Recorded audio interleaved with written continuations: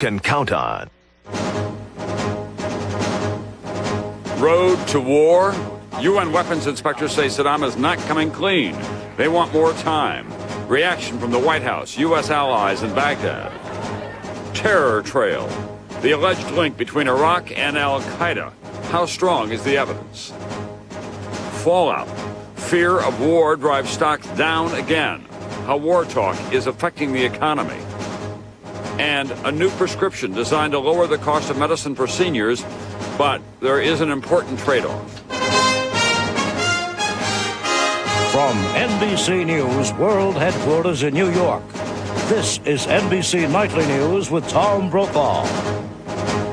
Good evening. After weeks of weapons inspections, posturing by Iraq, angry demands by the Americans, and skepticism from Western allies, this was an important day on the road to either war or a peaceful solution in the standoff that now has the world on hold.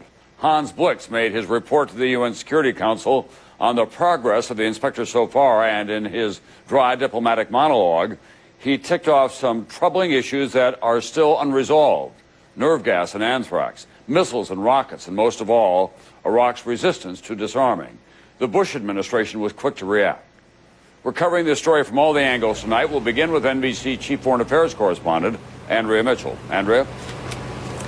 Tom, U.S. officials say that today's report shows that Saddam Hussein is still hiding some of the most dangerous weapons in the world. While praising Iraq for letting inspectors do their work, in a tougher-than-expected report, Hans Blix complained that Iraq still has much to explain. Iraq appears not to have come to a genuine acceptance, not even today, of the disarmament which was demanded of it. The closest thing to a smoking gun in his report, Blix says Iraq now admits it has 2 types of missiles, longer range than the UN permits, and 300 rocket engines and ingredients for rocket fuel, smuggled in as recently as last month. They've now deployed these missiles in their armed forces and out to the periphery of the country. That is serious. And in fact, under the current Security Council resolution, the inspectorate should now go and destroy those missiles. What else did Blix report? No proof Iraq has destroyed more than 8 tons of anthrax, 4 tons of deadly VX nerve gas, 6,500 chemical bombs able to carry 1,000 tons of chemical weapons. The report card on nuclear weapons much more favorable to Iraq. Contrary to U.S. claims, Mohammed el-Baradei found no evidence Iraq is restarting its nuclear program. But he asked for more time, 2 more months. These few months, in my view, would be a valuable investment in peace, because they could help us avoid a war. The U.S. immediately rejected the idea of giving the inspectors months more. The issue is not how much more time the inspectors need to search in the dark. It is how much more time Iraq should be given to turn on the lights and to come clean. And the answer is not much more time. Even the French ambassador, who wants to give the inspectors more time, said Iraq must provide more answers. There are still question marks. This is the reason why Iraq must cooperate more actively. And a majority of the Security Council still opposes military action. Russia's foreign minister, in an interview with NBC News. He said right now there is no basis for rushing to the use of force. And the UN Secretary General. Time will be necessary, a reasonable amount of time. I'm not saying forever, but they do need time to get the work done. The President and Tony Blair are now talking about another month. Enough time for more reports from the weapons inspectors, more diplomacy from Colin Powell, and for more troops and equipment to get to the Gulf. Tom? Thanks very much, NBC's Andrea Mitchell tonight. In Iraq, the official line remains the same. We're doing all we can. We have nothing to hide. All the while, preparing for war. NBC's Ron Allen is in Baghdad for us tonight. Ron? Tom, tonight Saddam Hussein's government continues to insist it has done everything possible to cooperate with the inspectors. The ball, Iraq says, is not in its court. Saddam Hussein plotting strategy with his military commanders dominates TV tonight, not the UN session. The army reports troops well prepared, a sword in Saddam's hand. In this Baghdad cafe, a rare place that has satellite TV from around the world, the crowd preferred to watch Saddam or MTV. Everyone's saying they already knew what the inspectors would have to say. They are trying to give the motive to the Americans to hit Iraq. You don't think they're looking for weapons? No, really no. In New York, Iraq's UN ambassador focused on what was positive. The main conclusion of today's session is that both Mr. Blix and Mr. Al-Baradei said that inspections are working and they found no weapons of mass destruction. Back in Baghdad, it was business as usual for the inspectors, witnessing the test firing of a suspicious missile system at one site, while demonstrators kept up what have become almost daily protests against America's plans to invade. In some of Baghdad's neighborhoods, signs of preparations for the worst. Small food centers handing out extra rations of staple items, cooking oil, soap, and beans. The government-run center gives these women 2 months' worth of supplies instead of 1, just in case. We hope and pray to God there won't be war, she says. Some of Iraq's poorest making sure nothing gets wasted. Earlier today, Iraq's foreign minister called the Bush administration warmongers with dreams of dominating the world. The feeling that war is inevitable runs deep here tonight, Tom. Thanks very much, NBC's Ron Allen in Baghdad tonight. When President Bush goes to Capitol Hill tomorrow night for his State of the Union speech, it's expected to be much more than the usual recitation of legislative accomplishments and political promises of what's to come. As NBC David Gregory reports from the White House tonight, the administration knows it has work to do on the political front. David? Tom, sensing an erosion of support for the war here at home today, the administration seized on the UN report and attempted to shift the focus of the debate to a question of the cost of inaction. While senior officials say the president will not make a declaration of war in tomorrow night's State of the Union address, aides say he will frame the case against Saddam. Today, Mr. Bush left it to his spokesman to answer critics who ask what precise threat Iraq and its weapons of mass destruction pose to America. That is the fear, that Saddam Hussein will indeed unleash these weapons if he is able to, or link up with terrorists who will do it for him. And what about the revival of an old administration claim that Iraq has ties to al-Qaeda? Today, the charge first made by the president last October that Iraq trained al-Qaeda terrorists to use chemical weapons. No evidence offered to back that up, but a promise that evidence of the link to terrorists will be divulged within days. Administration officials realize the 9/11 connection may be the key to making their case against Iraq. The recent NBC News Wall Street Journal poll shows that Americans fear al-Qaeda more than Saddam. As the threat of conflict increases, more anti-war demonstrations around the world. Off the south coast of England today, activists with the environmental group Greenpeace block a British warship heading out to the Gulf. Meantime, back in Washington, Democrats accuse the president of making the country more vulnerable to another terror attack by targeting Saddam.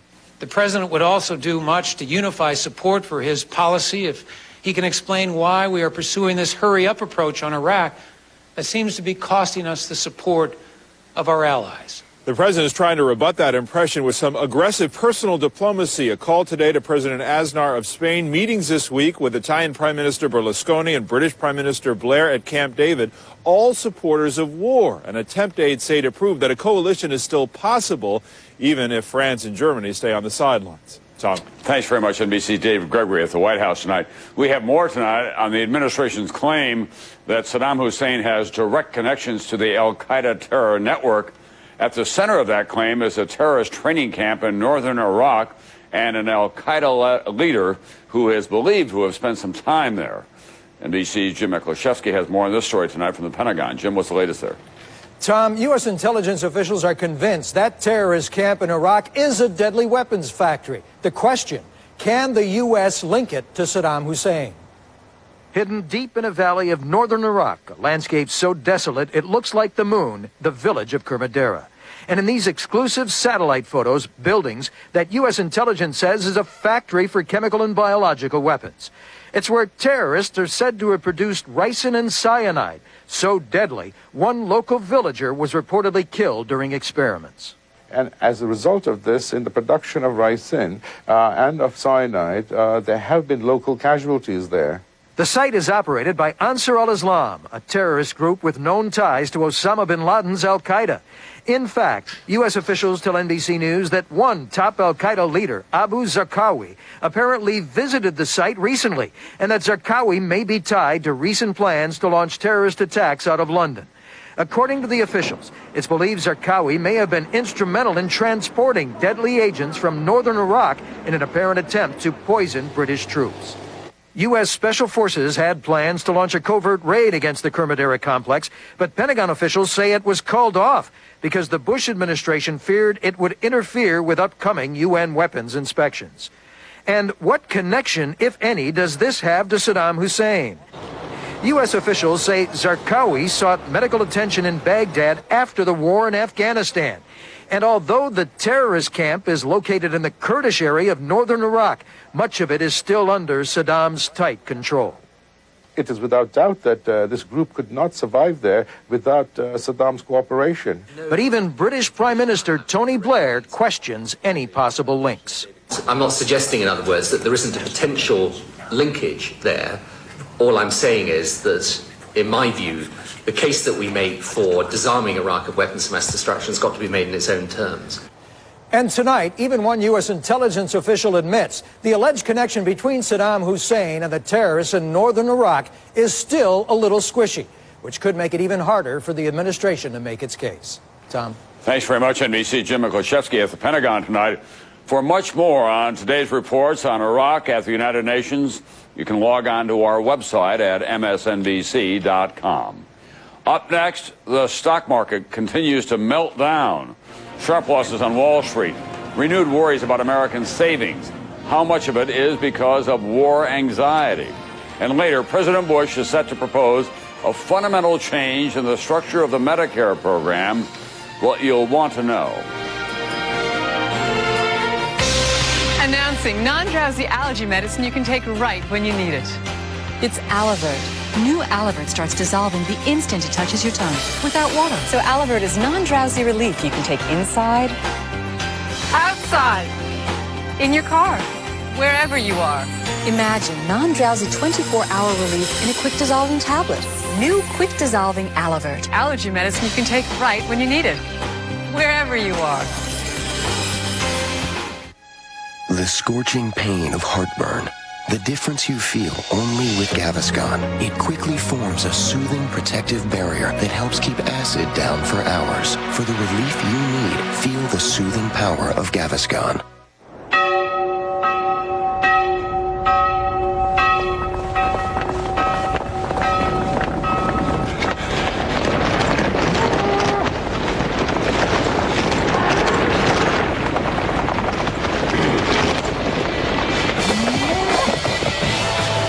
Escalade ESV, the biggest of the breed. Cadillac, breakthrough. New Fix-It Complete Denture Adhesive. The strong hold you expect, plus more. A better fit. Fresher breath. Fewer stains. Less soreness. New Fix-It Complete, and forget it. Grandpa, how come you always chug your Metamucil? Because if Grandpa doesn't drink his fiber fast, he gets thick and gritty. Mommy doesn't chug her fiber? That's because Mommy found an easier way to take fiber. Benefiber. Benefiber? It never gets thick and gritty like Metamucil can. So Mommy doesn't have to chug it. Benefiber's taste-free, too. Mommy can even put it in her coffee or yogurt. Mommy's pretty smart. Benefiber makes taking fiber easier. Will we go to war? Can the economy recover? The President's State of the Union Address, anchored by Tom Brokaw, with analysis from the experts Norman Schwarzkopf, Richard Butler, Bill Frist, and Nancy Pelosi. The State of the Union Address, a 2-hour NBC News special, Tuesday, 9 Eastern, 6 Pacific on NBC. With U.S. troops on the move, Lester Holt and ex-Gulf War Commander General Wayne Downing report live from Kuwait. Countdown Iraq, all this week, only on MSNBC. NBC News in depth tonight. The bad news bears. Wall Street continuing its sharp drop today, falling below the 8,000 mark for the first time since mid-October. The Dow was down more than 141 points on the day, bringing its losses over the last 8 trading sessions to more than 850 points. NASDAQ was off almost 17 points on the opening day of the week. As NBC's Ann Thompson tells us tonight, the watchword that's affecting the mood from Wall Street to Main Street is anxiety over a possible war in Iraq. In Hinesville, Georgia, the sounds of a wartime economy. Seamstresses at this Army supply store sewing up to 5,000 patches a day onto soldiers' uniforms from nearby Fort Stewart. We're getting in here half an hour to 2 hours before we're supposed to be, and we're not leaving here sometimes till 11 o'clock at night. They've added 10 full-time workers to meet demand. Dog tags. But with military supplies plentiful, the big industrial surge of previous wars is not happening this time. Instead, the prospect of war generating uncertainty throughout much of the economy. The UN report accelerating Wall Street's triple-digit slide today. It's all about confidence. We need the consumers to be confident. And if the geopolitical issues make them less confident, then we could obviously have a renewed concerns about the economy and earnings. One of the biggest threats, rising oil prices. Iraq and the strike in Venezuela driving up the price of gasoline to a national average of $1.52 a gallon.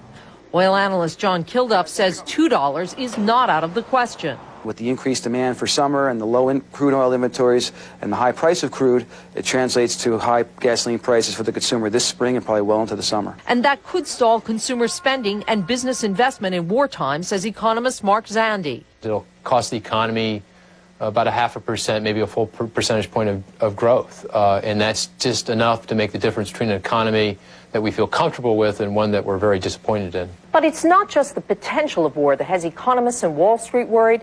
It's also the unique goal of this war, deposing Saddam Hussein. I don't think anybody doubts that if it comes to a war, the United States will win. The real uncertainty is the peace. How difficult will it be? Will the Middle East be more stable or less stable? There are those who say it might be less stable. Until those answers become clear, experts believe uncertainty will cloud the recovery. Hoping for a quick, decisive outcome, crucial, they say, to mend the economy. Ann Thompson, NBC News, New York. Up next, a new prescription drug plan for seniors, but there's a trade-off in a price.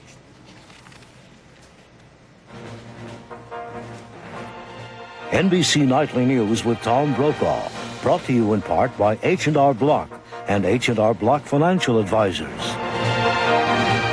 You wait right here, Mark, and I'll get Diane. Diane! Diane!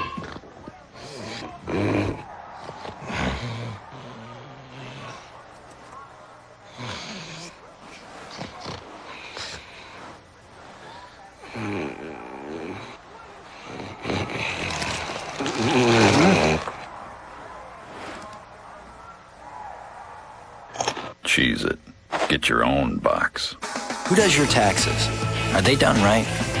Brad Saylor, Chris Nelson, and Michael Yim took the free H&R Block Double Check Challenge and got more back. An average of $1,300. See if we can find you more. Shh, they're coming. Oh, what a time for a cold. Nose is running. Head's all blocked up. I need some Alka-Seltzer Plus. Only Alka-Seltzer Plus has an effervescent cold-fighting formula that breaks up your worst cold symptoms fast.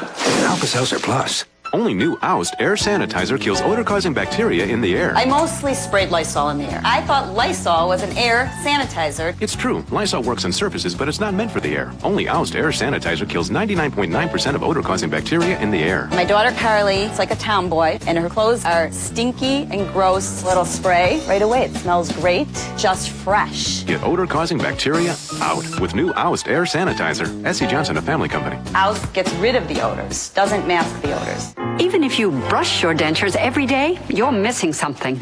Brushing can miss odor-causing food particles trapped in crevices. Polydent with more polyvescent power scrubs out what brushing misses. Polydent every day for better odor control. Still scratching that itchy scalp? Scratching isn't healthy for it. Maximum Strength Scalpicin promotes a healthier scalp. It stops itching, stops scratching. Clear, odorless, with the medicine doctors recommend. Promote a healthier scalp with Scalpicin. Excuse me? God, don't look. Well, you're wearing a towel. No, don't look at the scale. Maybe you should be eating Total cereal. I eat Special K, thank you. You know, a study of calcium supplements and reduced calorie diets suggests you could lose more weight and burn more fat by adding more calcium to your diet plan. So? Only Total has 100% daily value of calcium. Special K is hardly any. Say no more. I'll take the Total. You're still here, aren't you? Yeah, just leaving. Total. A smart way to lose the weight. Tomorrow, the President's State of the Union address will be heard by a world in turmoil. What will he say to them and to us? We'll have a preview tomorrow on Today on NBC. A computer worm named Slammer that crippled computers around the world over the weekend caused more disruptions in this country today as people returned to work. The latest problems were not nearly as bad as the original outbreak Saturday, which stalled internet service for countless customers and totally disabled Bank of America's cash machines. Experts were surprised the worm was able to hit banks as hard as it did. The FBI is said to be investigating tonight.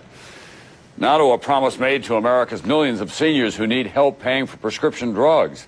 In his State of the Union speech tomorrow, the president will spell out a plan for big changes in the Medicare program. Here's NBC's Norah O'Donnell. 69-year-old Paulette Bodwin is overwhelmed. She's spending over $7,000 a year on prescription drugs. When you stop and think about it, the elderly are really, really having a hard time. Paulette hopes that after years of political promises, she'll finally get help from Washington to pay for the 18 pills she takes every day. But she's not happy with President Bush's proposal, which she fears will force her to choose between her doctor and drug benefits. It truly is frightening what he wants to do. It makes no sense to me whatsoever. Not at all. I have my physicians, and I certainly don't want to let them go. Under the president's plan, seniors like Paulette would not be forced off Medicare, but if they want a drug benefit, they would have to join an HMO or another private insurance program that might limit doctor choices.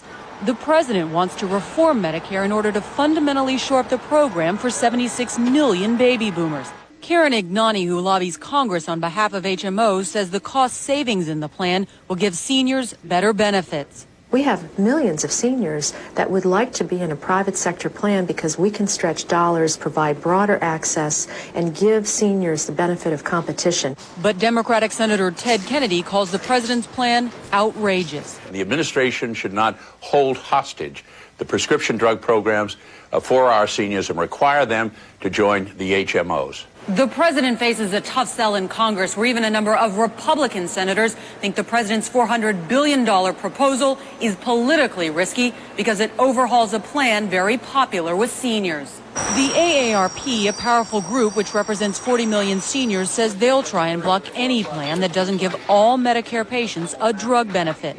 A view shared by Paulette, who says she'll be watching tomorrow night to see if the president's plan can deliver the help she needs. Norah O'Donnell, NBC News, the Capitol. A reminder, you will be able to see the President's State of the Union speech tomorrow night at 9 Eastern on this NBC station. And another medical note tonight, new guidelines issued today urge doctors to consider testing millions of Americans at moderate risk for heart disease for signs of inflammation in the bloodstream, a newly recognized cause of heart attack. The test is a simple blood test that detects a protein that is a marker for inflammation. Next, when the prospects of war hit home for America's kids.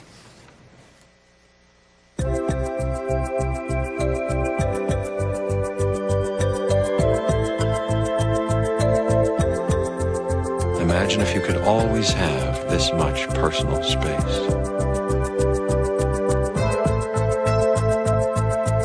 The most luxurious sedan we've ever created. 'Cause I can't stop loving you. No, I can't stop loving you. Every day for thousands of years, Old Faithful has been, well, faithful. What causes it to stay so regular? Stay regular with Metamucil Daily Fiber Therapy. It works with you, naturally.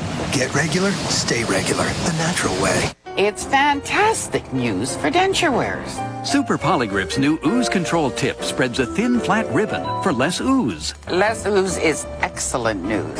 Super Polygrip with the new ooze control tip. Less ooze. It's big news. Body pain? Back pain? Introducing new Bare Back and Body. It's Bare Aspirin plus a special pain relief enhancer to relieve sore backs and soothe aching muscles fast. New Bare Back and Body. Get moving again pain-free. How much is enough? Now you can decide. Introducing Orville Redenbacher's single-serve mini bags.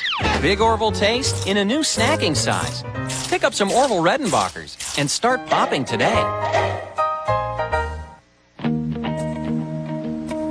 I have asthma.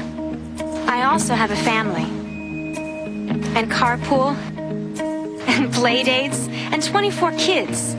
Look, I might have asthma, but I also have a life. Singulair helps you control your asthma. Singulair is not a steroid, and it's not an inhaler. It's a different kind of asthma controller. It's a once-a-day tablet that can help control your asthma for a full 24 hours. It also comes in a cherry chewable tablet for children 2 years and older.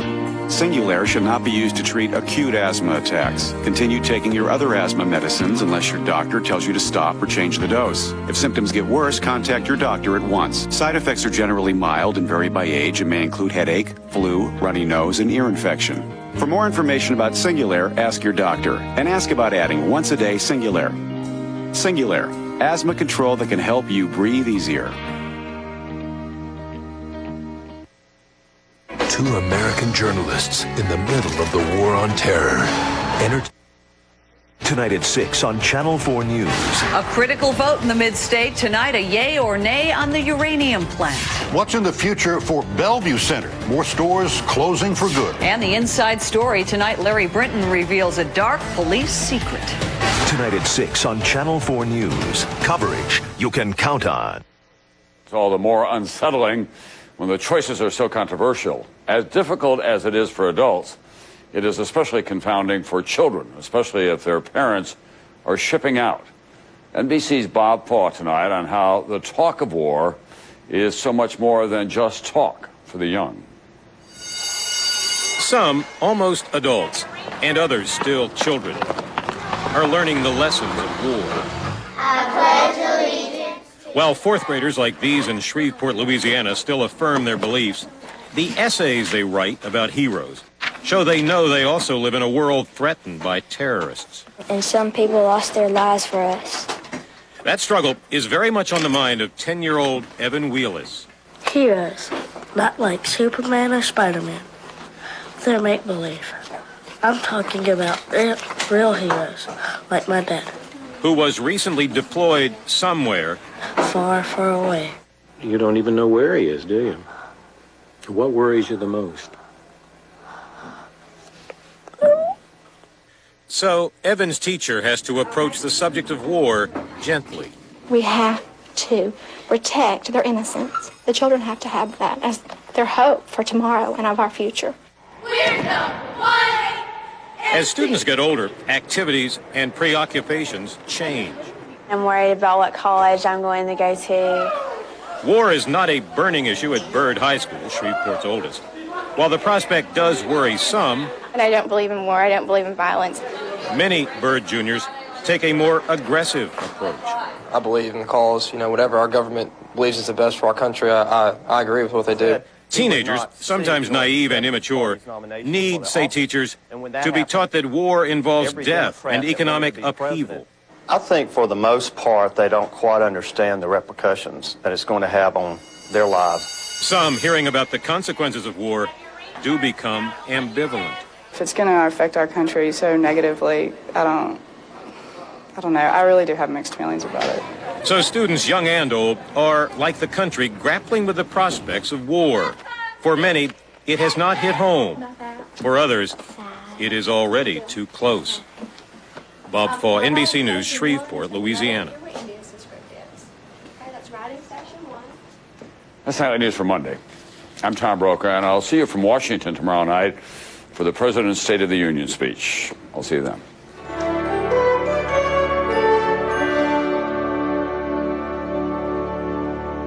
NBC Nightly News and correspondent Martin Fletcher honored with the prestigious DuPont Columbia Award for coverage of the crisis in the Middle East. NBC News, America's news leader. Tonight, what really led to this police captain's suspension?